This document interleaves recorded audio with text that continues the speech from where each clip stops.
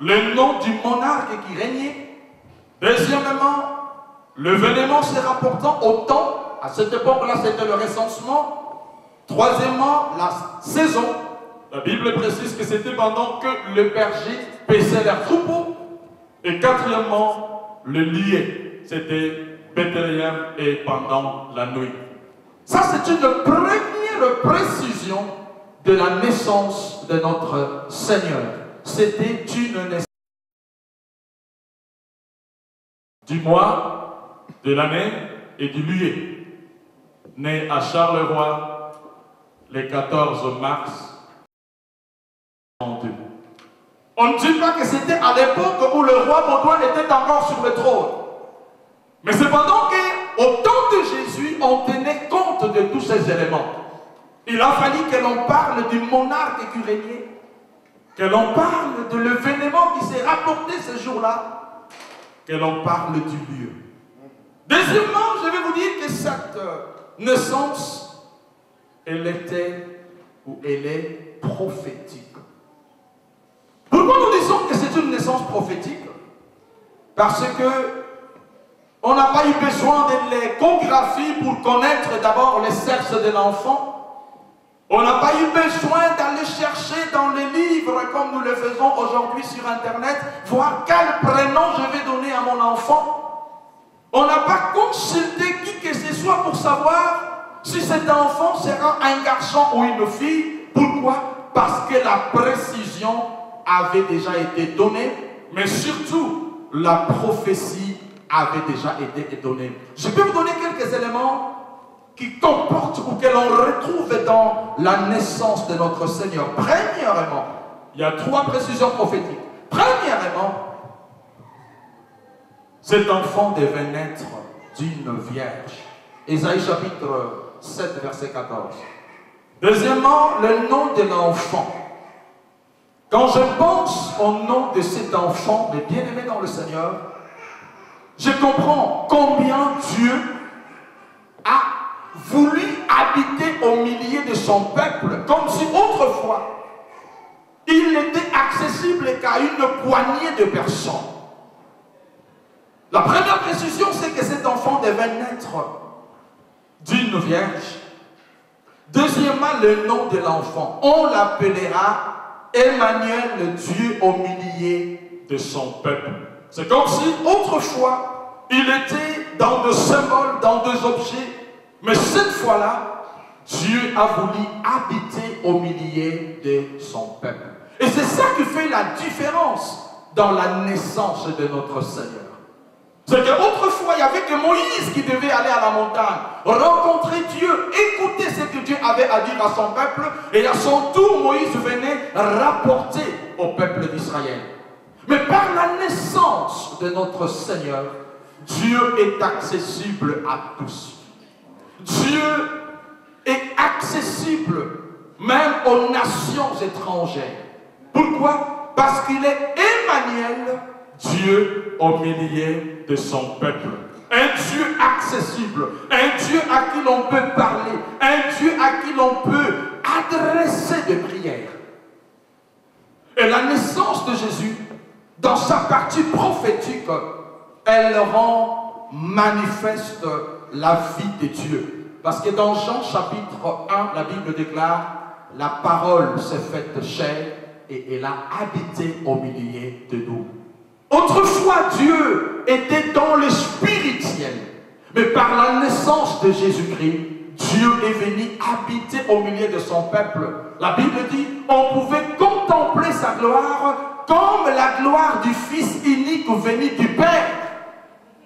Voilà cette dimension prophétique, le nom de Jésus-Christ. Ce nom si doux. Voilà pourquoi nous devons être reconnaissants envers Dieu en disant qu'autrefois, il n'y avait qu'une poignée de personnes qui pouvaient te rencontrer.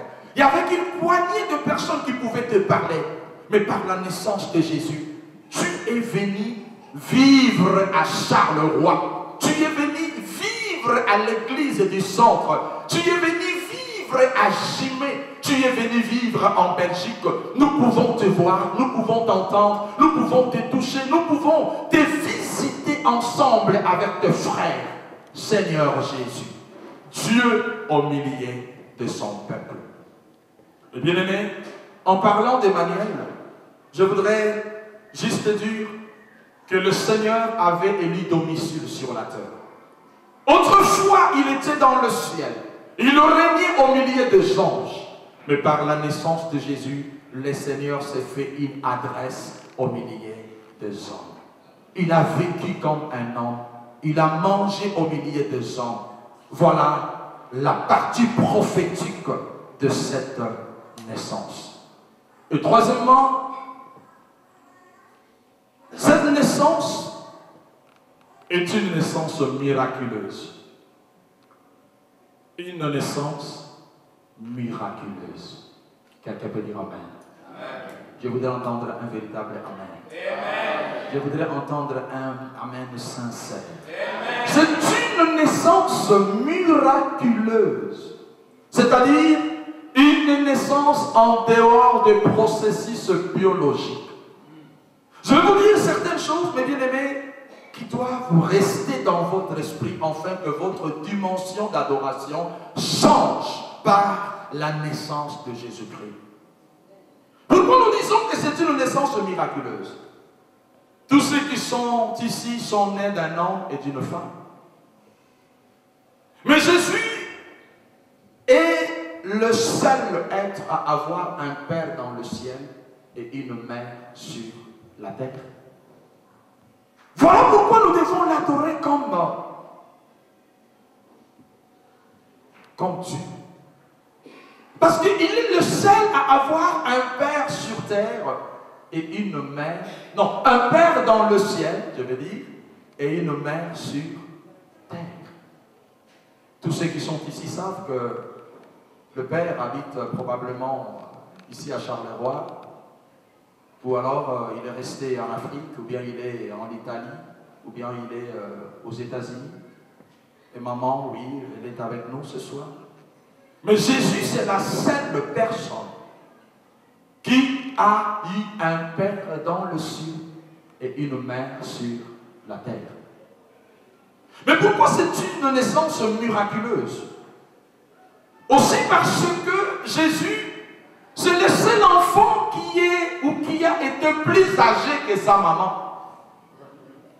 Voilà pourquoi ce jour-là, il a dit, avant qu'Abraham ne soit, comme pour dire que maman, je suis plus âgé que toi, parce que même Abraham n'avait pas mon âge. J'existais avant lui. Quel est cet enfant qui peut être plus âgé que sa maman? Imaginez-vous que vous rentrez à la maison, votre fils vous dit, je suis plus âgé que ton père. Ah, probablement tu vas appeler les ambulances. Venez vite parce qu'il y a un problème, amenez-les à l'hôpital. Mais ce jour-là, Marie n'a pas discuté. Parce qu'elle savait que ce que ce fils disait était vrai. Est-ce que quelqu'un peut dire Amen? Est-ce que quelqu'un peut dire encore Amen? Mais bien aimé, c'est une naissance miraculeuse et c'est une chose importante sur laquelle je vais vraiment insister. Parce que elle est miraculeuse, puisque la question de Marie, comment cela se fera-t-il? Elle était dans l'étonnement. Elle se posait plein de questions, mais comment cela arrivera-t-il? Je n'ai jamais connu d'homme. Comment je peux donner naissance à un enfant? Et tu as déjà prévu son nom. Probablement, sa date de naissance est déjà écrite. Mais comment cela arrivera-t-il? Le tout était une question de l'ombre qui devait la couvrir. Quelqu'un peut dire Amen. La réponse de l'ange révèle combien Marie n'avait pas à s'inquiéter. Parce que tout est une question de l'ombre qui te couvre. Si seulement cette ombre peut s'abattre sur toi, te couvrir, alors les choses impossibles deviennent possibles. Ce qui est loin peut s'approcher de toi parce que l'ombre du Tout-Puissant te couvre. Mais bien aimé dans le Seigneur, laissez-moi vous dire une chose. L'ombre du Tout-Puissant donne naissance à quelque chose qui s'identifie à Dieu. L'ombre du Tout-Puissant ne peut pas donner naissance à quelque chose qui est Dieu. Parce que cette ombre vient de Dieu et quand elle couvre quelqu'un, elle doit donner naissance, elle doit donner vie à quelque chose dans lequel Dieu doit s'identifier. Et Dieu s'est identifié dans cette personne, dans ce petit enfant Jésus. Pourquoi? Parce qu'il était le fruit de l'ombre de Dieu, le résultat de l'ombre de Dieu. Mais bien aimé, laissez-moi vous dire encore, Jésus-Christ est au milieu de nous. Parce qu'aujourd'hui, il n'est pas né. Il est déjà né une seule fois.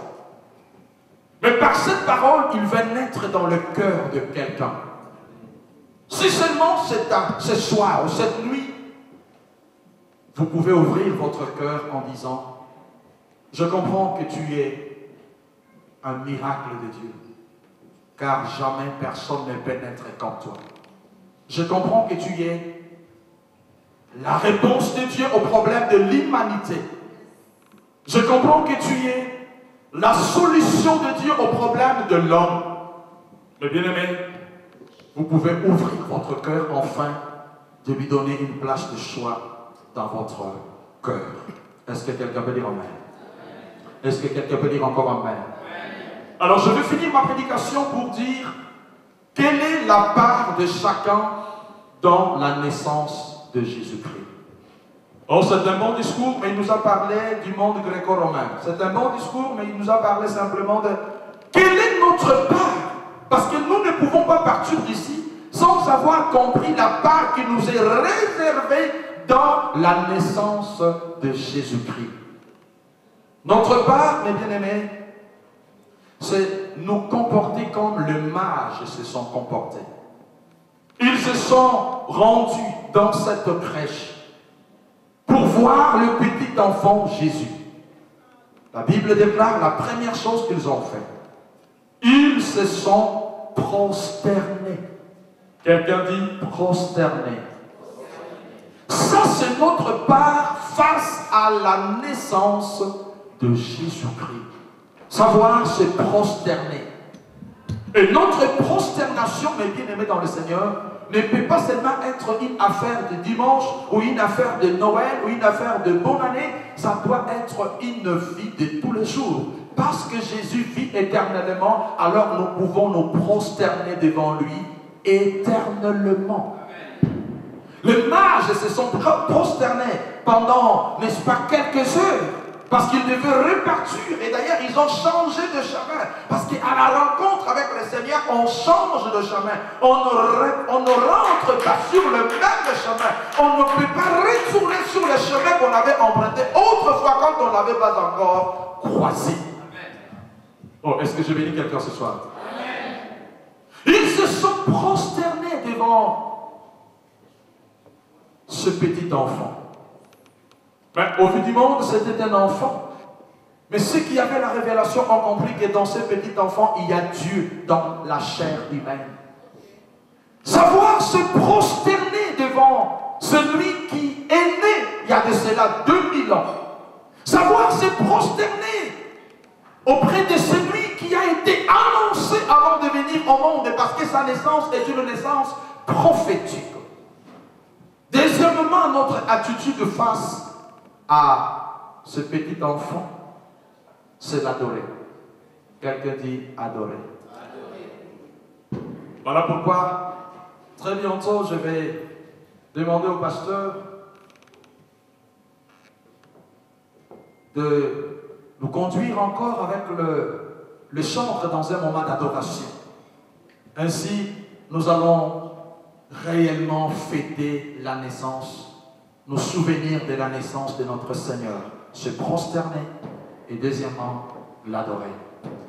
Troisièmement, notre position face à la naissance de notre Seigneur doit être l'offrande, lui apporter notre offrande. Et pas n'importe quelle offrande, une offrande appropriée. La Bible déclare, les mages se sont prosternés, ils adoraient, et enfin ils ouvrirent leur trésor. Et dans leur trésor, ils avaient quelque chose. Ils ils avaient une offrande qui correspondait à la vie de Jésus-Christ. Vous savez, des fois, nous offrons à quelqu'un quelque chose qui dit, après le fait, je vais aller chez Macro, je vais aller chez tel magasin pour échanger parce que je trouve que ce n'est pas ma taille, ce n'est pas du tout de mon goût. Ce jour-là, les mages ne se sont pas trompés parce qu'ils ont apporté l'offrande qui correspondait à la vie de Jésus. Ils lui ont apporté trois choses. Premièrement, de l'or.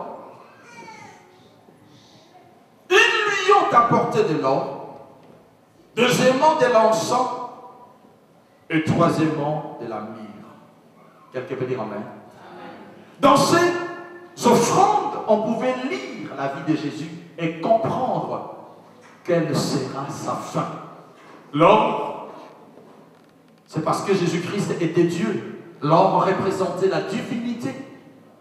L'encens, c'était un produit que l'on retrouvait entre les mains de sacrificateurs, comme pour dire que celui-ci est sacrificateur à vie. Et troisièmement, la myrrhe, un produit qu'on pouvait appliquer, n'est-ce pas, pour embaumer, comme pour dire que celui qui est né mourra un jour parce qu'il est venu, il est né pour mourir.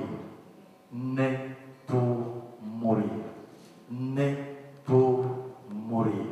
C'est pourquoi il y a des chants du genre crucifié, abandonné de tous.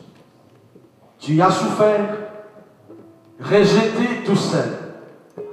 Tu es né pour mourir. Mourir pourquoi? Parce qu'au travers de la mort, il voulait donner la vie aux autres.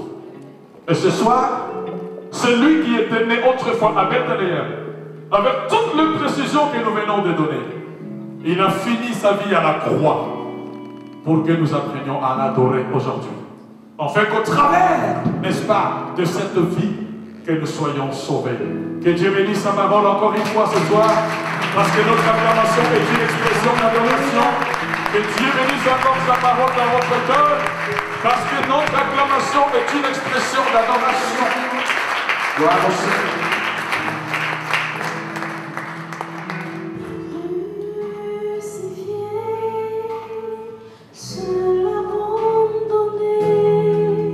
Je vous prie, bien-aimés,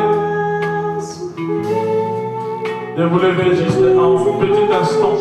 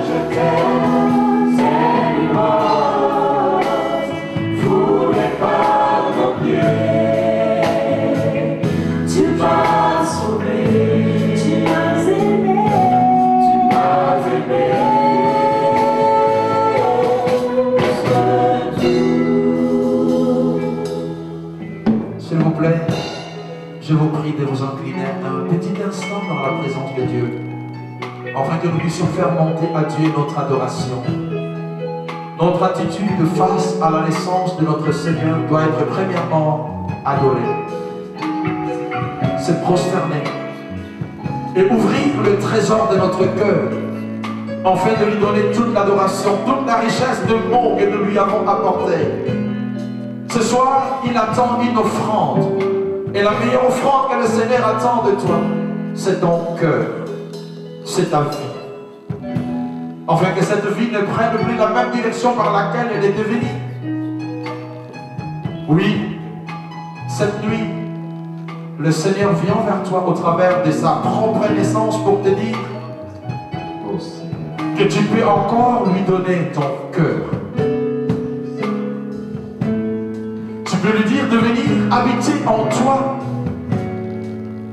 afin que tous les jours soient Noël, que tous les jours tu puisses te souvenir de cette naissance miraculeuse, de cette naissance prophétique, de cette naissance précise.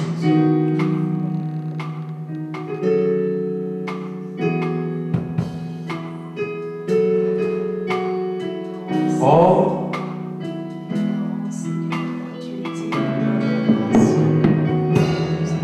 tu es digne, Seigneur. Est-ce que quelqu'un peut le dire encore du fond de son cœur? Le Seigneur est digne. Il est digne d'être adoré. Il est digne d'être acclamé. Je vais amener quelqu'un à reconnaître encore une fois que ce n'est pas la grâce de Dieu que nous sommes là. Oui, nous avons probablement assisté à des enterrements. Et à la place, ça pouvait être moi, ça pouvait être toi. Et si tu es là, ce n'est pas parce que tu es meilleur que ceux qui sont partis, mais simplement parce que Dieu t'a fait grâce, puisqu'il t'a confié une mission, un travail que tu dois faire. Et après avoir écouté cette parole, une mission que Dieu t'a confiée, c'est de l'adorer. Car la Bible déclare que tout ce qui respire loue le Seigneur. Au roi vit pour toujours. Au roi vit pour toujours. Sainteté à ton nom. Comment please? Merci Seigneur.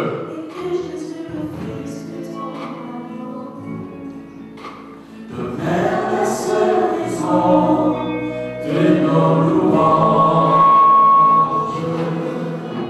Ensemble avec les anges, dans le merveille de racheter. Chantons à l'unisson, alléluia, ensemble, au roi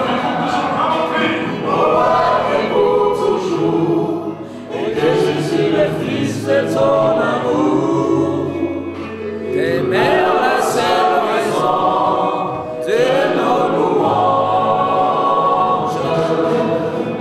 Ensemble avec les anges, dans le merveille de racheter. Chantons à l'unisson, alléluia. Nous disons sainteté, sainteté à ton nom. Saint, saint, saint, gloire à toi Seigneur.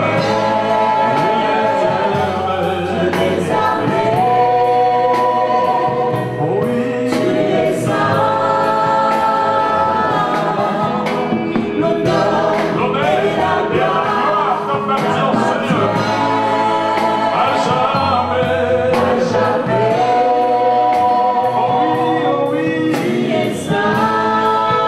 Mise en sainteté à ton nom. Saint, saint, saint, et l'éternel. Dieu des armées. Tu es saint. L'honneur et la gloire t'appartiennent. À jamais. Tu es saint. Nos mains sont levées, Seigneur, pour te rendre grâce.